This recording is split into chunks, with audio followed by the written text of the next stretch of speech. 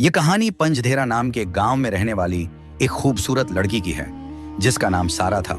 उसकी खूबसूरती के चर्चे दूर दूर तक थे। गांव का हर ऊंचे से ऊंचा खानदान उसे अपने घर की बहू बनाना चाहता था। एक बार जो कोई उसे देख लेता फिर उसके हुस्न के गीत ही गाता रहता। धीरे धीरे उसकी खूबसूरती के चर्चे गांव के हर एक आदमी तक पहुंच गए और अब हर किसी की ख्वाहिश थी कि वह उससे शादी कर ले।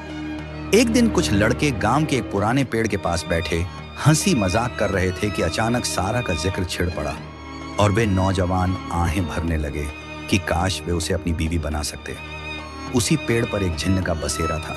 वह इन सब की बातें सुन रहा था और सारा की खूबसूरती के बारे में सुनकर उसके दिल में भी यह चाहत जाग उठी कि वह भी उसके हुस्न का नजारा करे। वह भी तो देखे कि आखिर सारा कैसी दिखती है। लड़कों की बातें सुनकर उसका तजस्सुस और बढ़ गया। कुछ देर बाद वे लड़के हंसी मजाक करते हुए आगे निकल गए। सारा की दो बहनें और भी थीं जो उम्र में उससे बड़ी थीं, लेकिन देखने में वे कहीं से भी सारा की बहनें नहीं लगती थीं। सारा जैसा एक भी गुण उन दोनों में नहीं था। यही वजह थी कि अब वे दोनों सारा से जलने लगीं और उसे अपना दुश्मन समझने लगीं, क्योंकि जो भी रिश्ता आता वह सारा के लिए ही आता। यहाँ तक कि जब कोई रिश्ता बड़ी बहनों के लिए भी आता तो वे सारा को देखकर उसी का रिश्ता मांग लेते। अब सारा उनके रास्ते का कांटा बनती जा रही थी। वे सब सारा से चिढ़ने लगी और उसे बुरा सलूक करने लगी। सारा के माँ बाप ने सोचा कि क्यों न सारा की शादी उसकी दो बड़ी बहनों से पहले कर दी जाए, ताकि बाकी दोनों बहनों के लिए लड़का देखने में कोई दिक्कत न हो। सारा अब जवान हो चुकी थी और उसके माँ बाप उसकी शादी को लेकर फिक्रमंद थे। वे आए दिन किसी न किसी रिश्ते करवाने वाली को घर बुलाकर सारा के रिश्ते के लिए कहते, ताकि वे जल्द से जल्द अपनी जिम्मेदारियों से आजाद हो सकें और फिर बाकी दोनों बेटियों की शादी की बारी भी आ जाए। गांव से बहुत अमीर लोगों के रिश्ते भी आने लगे, लेकिन सारा के माँ बाप अमीर लोगों में रिश्ता करने से घबराते थे, क्योंकि वे उन्हें अपने काबिल नहीं समझते थे। सारा की खूबसूरती अब सबके लिए एक समस्या बनती जा रही थी। लड़के सारा को देखने के बहाने उसके घर के इर्द गिर्द घूमने लगे, जिससे घर की लड़कियों का बाहर आना जाना मुश्किल हो गया था। उसकी दोनों बहनें उसे बात बात पर ताने देती कि उसी की वजह से सब मुसीबत में आ गए हैं। सारा बहुत उदास हो जाती और सोचती कि उसका तो कोई कसूर भी नहीं है, फिर सब उसके साथ ऐसा क्यों करते हैं। एक दिन सारा किसी काम से बाजार जा रही थी कि रास्ते में कुछ लड़के उसे परेशान करने लगे, फप्तियां कसने लगे और अजीबोगरीब बातें करने लगे। सारा पहले से भी तेज चलने लगी ताकि उन शरारती लड़कों से पीछा छुड़ा सके। उनमें से एक लड़का आगे बढ़ा और सारा का हाथ पकड़ लिया।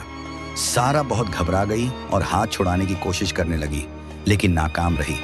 आसपास के लोग अब वहां इकट्ठा होने लगे और देखने लगे कि यह क्या हो रहा है। अब सारा जोर जोर से चिल्लाने लगी, मेरा हाथ छोड़ो, लेकिन वह लड़का अपने दोस्तों के साथ हंसता जा रहा था। इतने में एक नूरानी चेहरे वाला खूबसूरत नौजवान भीड़ में से आगे बढ़ा और झट से उस शरारती लड़के से सारा का हाथ छुड़ा दिया। सारा हाथ छुड़ाते ही वहां से भाग निकली। अब शरारती लड़के उस नौजवान को अकेला देखकर उस पर टूट पड़े, लेकिन पूरा हुजूम यह देखकर हैरान रह गया कि उस अकेले ने एक ही बार से 5 लड़कों को जमीन पर गिरा दिया था।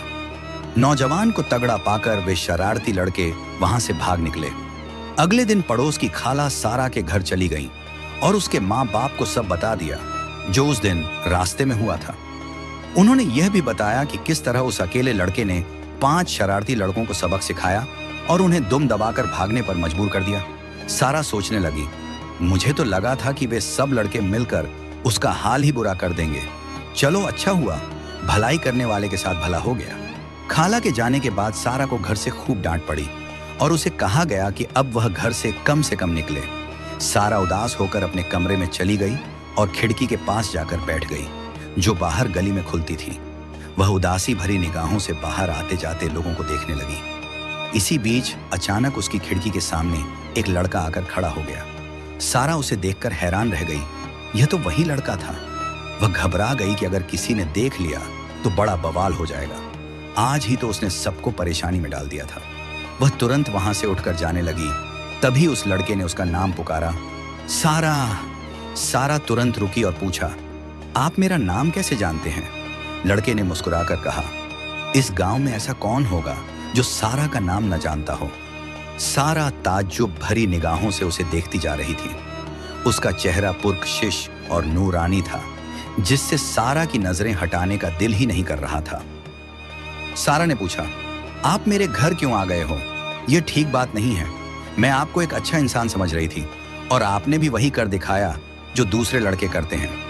लड़का मुस्कुराया और कहने लगा, आप बिना शुक्रिया कहे ही अंदर चली गई थी। मैं तो बस शुक्रिया लेने आया हूं। सारा उसकी बात पर बहुत हैरान हुई। अगले ही पल वह लड़का फिर मुस्कुराया और बोला, हाथ छुड़वाते वक्त आपका कंगन वहीं गिर गया था। मैं वहीं लौटाने आया हूं और मैं कभी लड़कियों का पीछा नहीं करता, न ही उन्हें परेशान करता हूं। यह कहकर वह चला गया और सारा की जान में जान आई।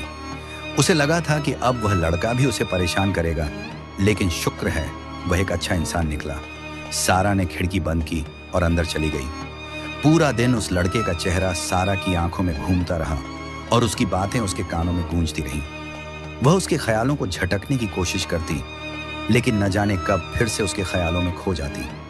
अगले दिन जब सारा कपड़े लेने दर्जिन के पास पहुंची तो उस लड़के को पहले से वहां खड़ा देखकर हैरान रह गई। सारा ने पूछा, आप यहां? लड़का तुरंत घबरा गया और बोला, मैं आपका पीछा नहीं कर रहा था, मैं यहां आपसे पहले ही आ गया था। सारा ने बड़ी मुश्किल से अपनी हंसी कंट्रोल की और कहा, मेरा वो मतलब नहीं था। दोनों मुस्कुराते हुए अपने अपने रास्ते निकल गए।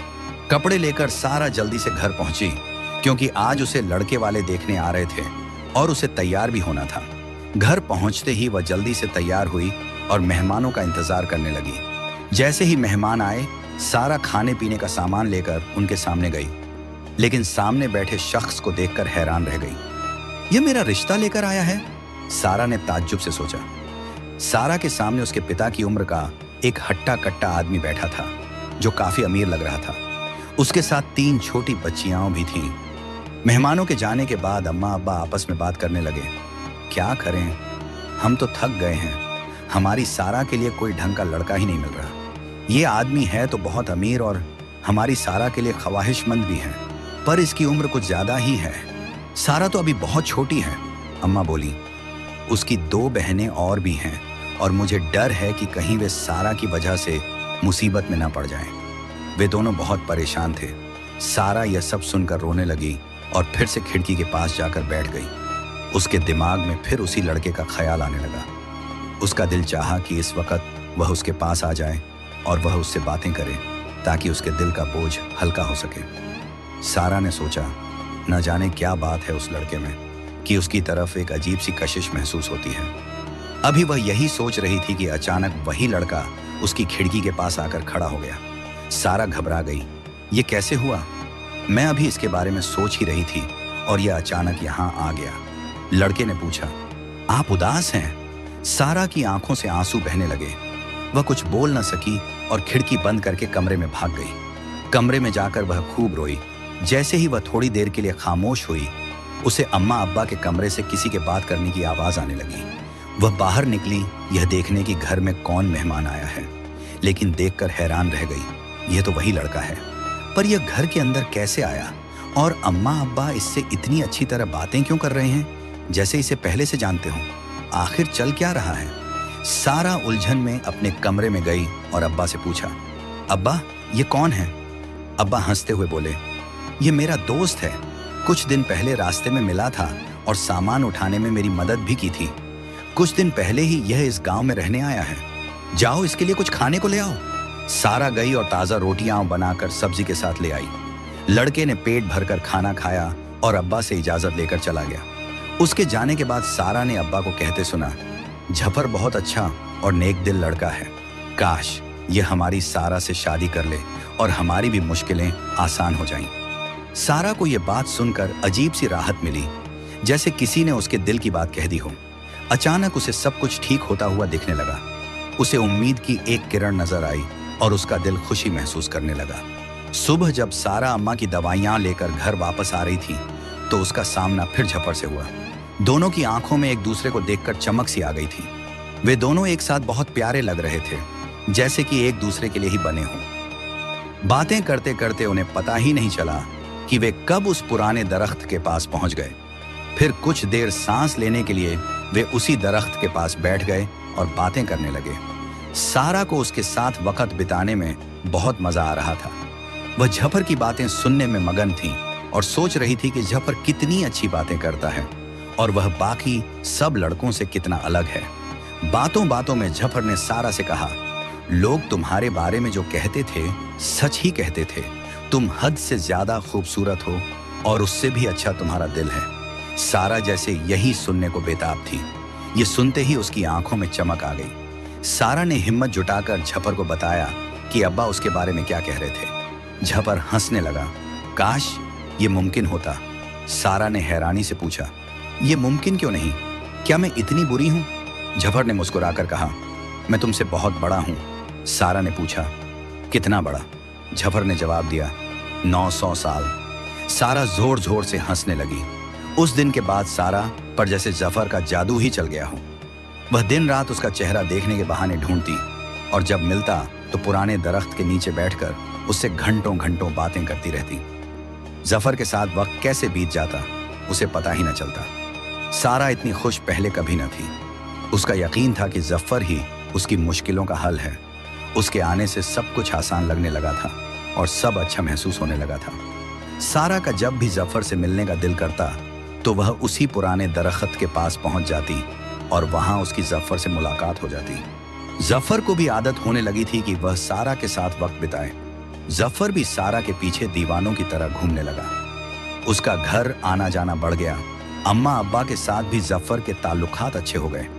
अम्मा अब्बा अब उसे अपने बेटों की तरह मानने लगे। जफर ऐसे था जैसे घर का ही एक हिस्सा बन चुका था। वह हर रोज दोपहर का खाना सारा के घर ही खाता और घर की जिम्मेदारियों में भी हाथ बंटाने लगा, जैसे वह इस घर का ही एक सदस्य हो। लेकिन सारा अक्सर महसूस करती कि जब भी शादी की बात चलती जफर उस बात को मजाक में टाल देता था, हालांकि वह उसे बहुत पसंद करता था। एक दिन सारा ने जफर से कहा कि उसका दिल अब जफर के बिना कहीं नहीं लगता, अब वे दोनों शादी कर लेते हैं। यह सुनकर जफर का चमकता चेहरा जैसे मध्यम पड़ गया। सारा ने फिर से दोहराया कि हम एक दूसरे को पसंद करते हैं। अगर हमने शादी न की तो अब्बा मेरी शादी कहीं और कर देंगे। यह सुनकर जफर की आंखों से आंसू जारी हो गए और वह बिना कुछ कहे वहां से उठकर चला गया। सोच में डूबी हुई सारा तमाम रास्ते यही सोचती रही कि आखिर जफर ऐसा क्यों कर रहा है। घर जाकर भी वह बहुत खोई खोई सी थी और बिना कुछ खाए पिए बिस्तर पर लेट गई। वह यही सोचती रही कि कहीं ऐसा तो नहीं कि वह एक तरफा मोहब्बत में मुब्तला है, कहीं वह जबरदस्ती जफर पर बोझ तो नहीं बन रही। उसने बहुत सोचा और आखिर फैसला किया कि वह अब जफर से नहीं मिलेगी। अगर वे दोनों शादी नहीं कर सकते तो मिलने का कोई मतलब ही नहीं। यही सोचते सोचते वह सो गई, मगर सुबह उठी तो साथ ही जफर का ख्याल उसे दुखी कर गया कि अब वह उससे नहीं मिलेगी। उसका पूरा दिन बहुत खराब गुजरा। उसे कुछ भी अच्छा नहीं लग रहा था। उसका किसी काम में दिल नहीं लग रहा था। उधर जफर पूरा दिन पुराने दरख्त के नीचे सारा का इंतजार करता रहा। अब्बा बोले, आज क्या बात है? जफर खाने पर नहीं आया। जफर ठीक तो है? इस बात ने सारा को और भी परेशान कर दिया। आज 3 दिन हो गए थे और सारा घर से बाहर नहीं निकली थी, न ही जफर घर खाने पर आया था। सारा को जफर की कोई खबर नहीं थी और वह दिन रात परेशानी में गुजार रही थी। बाहर बरामदे में अब्बा अम्मा को बता रहे थे कि आज वे जफर के घर गए थे, यह देखने कि वह ठीक है या नहीं, मगर वही हुआ जिसका डर था। जफर बहुत बीमार था और उठ भी नहीं पा रहा था। यह सुनकर सारा को खुद पर बहुत गुस्सा आया। वह फौरन भागी और जफर को देखने उसके घर चली गई। जफर वाकई बहुत बीमार था। उसका जिस्म जैसे आग में तप रहा था। सारा ने उसकी तीमारदारी की, उसे खाने पीने को दिया और घर वापस आ गई। वह हर रोज उसके लिए खाना ले जाती, उसे दवाई खिलाती और खामोशी से घर वापस आ जाती। इस दौरान वे दोनों खामोश रहते और एक दूसरे से अजनबियों की तरह पेश आते। अब सारा को यह सब बहुत तकलीफ देने लगा था। उसने अब खामोशी तोड़ने और जफर से खुलकर बात करने का फैसला किया। आखिर तुम चाहते क्या हो? अगर इतना ही पसंद करते हो तो शादी क्यों नहीं कर लेते? और अगर शादी नहीं कर सकते तो साफ साफ बताते क्यों नहीं हो? जफर ने सारा का हाथ पकड़ा और पुराने दरख्त के पास ले गया। उसने सारा को दरख्त के नीचे बिठाया और बोला, एक कहानी सुनोगी? सारा ने हाँ में सिर हिला दिया। जफर बोलता रहा। उसने उस दरख्त की तरफ इशारा किया। ये दरख्त देख रही हो? ये दरख्त और मैं दोनों बहुत पुराने हैं। यही मेरा घर है। एक बार मेरे घर के बाहर कुछ लोग तुम्हारा जिक्र कर रहे थे, तुम्हारी खूबसूरती की बातें कर रहे थे। मैंने सुना और तुम्हें देखने का दिल चाहा। मैं बस तुम्हें एक नज़र देखने आया था, लेकिन तुम्हारी मोहब्बत में गिरफ्तार होता चला गया और मुझे एहसास भी नहीं हुआ। एक बार जो तुम्हें देखा तो फिर दूर नहीं जा सका। अब मेरी बस्ती वालों ने मुझे एक इंसान से मोहब्बत करने की सजा दी है। हम दोनों से मोहब्बत करने का गुनाह हो गया है। तुम मेरी दुनिया में नहीं आ सकती और मुझे तुम्हारी दुनिया में आने नहीं दिया जाएगा। मैं झफर जिन हूँ, मेरी उम्र 900 साल है।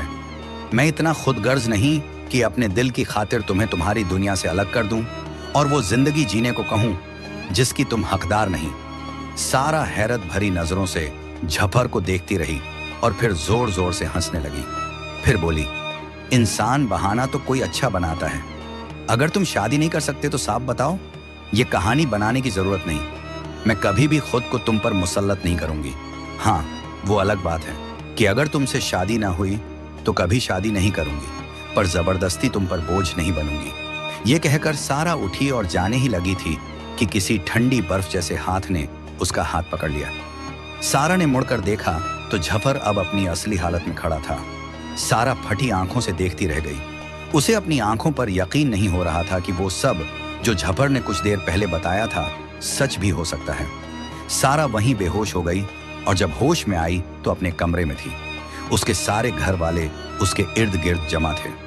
सारा ने पूछा, मैं यहाँ कैसे आई? अम्मा ने हैरानी से पूछा, क्या मतलब यहाँ कैसे आई? तुम तो रात से यहीं सो रही हो और कितना सोओगी? उठ जाओ, खाना खा लो। सारा खाना खाने गई तो मामूल के मुताबिक झफर ने भी उनके साथ मिलकर दोपहर का खाना खाया। सारा हैरानी से झफर को देखती रही। उसे समझ नहीं आ रहा था कि कल जो हुआ वो ख्वाब था या हकीकत। खाना खाने के बाद झफर ने रुखसत ली और थोड़ी देर बाद सारा भी उससे मिलने चली गई। सारा को देखकर झफर ने पूछा, तुम्हें डर नहीं लगता जो एक जिन से मिलने आ गई हो? सारा ने जवाब दिया, पहले भी तो आती थी मिलने। झफर बोला, पहले बात और थी, पहले तुम नहीं जानती थी। सारा ने जवाब दिया, मेरे लिए पहले और अब में कोई फर्क नहीं। मैं कल भी तुमसे मोहब्बत करती थी और आज भी मेरी मोहब्बत वही है।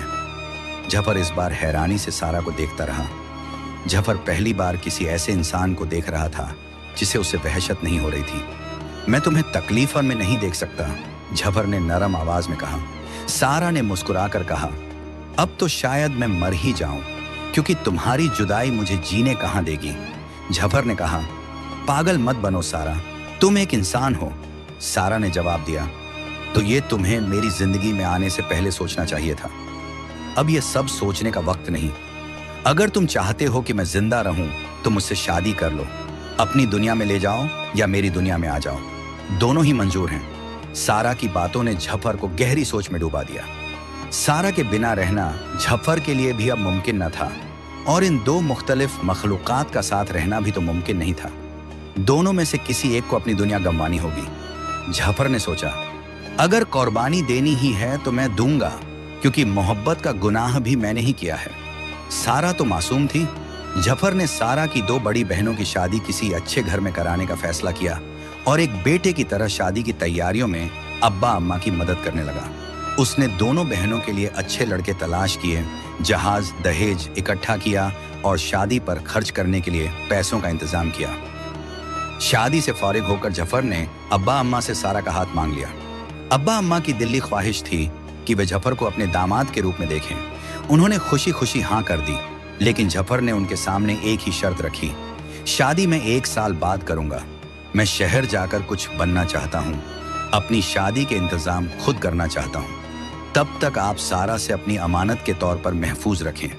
1 साल बाद आकर मैं सारा से शादी कर लूंगा। सारा के अब्बा अम्मा राजी हो गए। झफर ये कहकर अपनी बस्ती में वापस चला गया। सारा के लिए यह 1 साल काटना बेहद मुश्किल हो गया था। वह दिन रात झफर का इंतजार करती और सोचती कि कब यह 1 साल पूरा होगा। बहुत इंतजार के बाद आखिरकार साल पूरा हो गया और सारा का इंतजार खत्म होने को था। वह बहुत खुश थी कि अब झफर आने ही वाला है और उसका इंतजार हमेशा के लिए खत्म हो जाएगा। लेकिन अब उसे वक्त गुजारना और भी मुश्किल लग रहा था। अम्मा अब्बा की तबीयत भी अब खराब रहने लगी थी।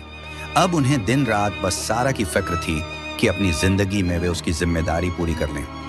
1 साल और 6 महीने बीत गए, लेकिन जफर अभी तक नहीं लौटा था। अब सबको फिक्र होने लगी।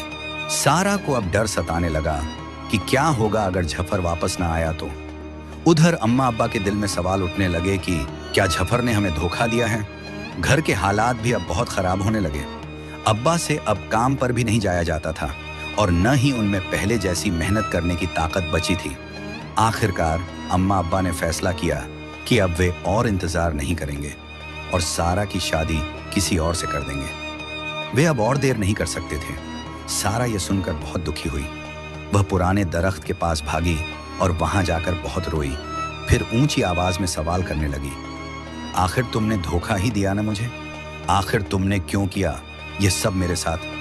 अगर छोड़कर जाना ही था तो इंतजार और उम्मीद की तकलीफ से क्यों गुजारा? सारा झारो कतार रो ही रही थी कि अचानक उसे वही खुशबू महसूस हुई जो झपर से आया करती थी। वह थोड़ी देर के लिए खामोश हुई और जैसे ही पीछे मुड़ी तो देखा झपर मुस्कुराते हुए चेहरे के साथ उसके पीछे खड़ा था और उसकी बातें सुन रहा था। वह अपनी सजा काटकर वापस आ चुका था। अब वह एक आम इंसान था। न तो अब उसके पास जिन्नात की कोई ताकत थी और न ही अब उसके काम छुटकी बजाते ही हो सकते थे। उसे जला वतन कर दिया गया था। झपर ने अपनी दुनिया की कुर्बानी देकर वादे के मुताबिक सारा के पास लौटने का फैसला किया था। अब इस दुनिया में रहना झपर के लिए किसी चुनौती से कम नहीं था। अब उसे एक आम इंसान की तरह मेहनत, मशक्कत और भाग दौड़ करनी थी, लेकिन वह सारा के लिए सब कुछ खुशी खुशी कर सकता था। जल्द ही दोनों ने शादी कर ली और एक दूसरे की मोहब्बत के सहारे जिंदगी गुजारने लगे। आज झफर अपना सब कुछ खोने के बाद भी बेहद पुरसुकून था, क्योंकि सारा के साथ जो सुकून वह महसूस करता था वह किसी भी ताकत और खजाने से बढ़कर था।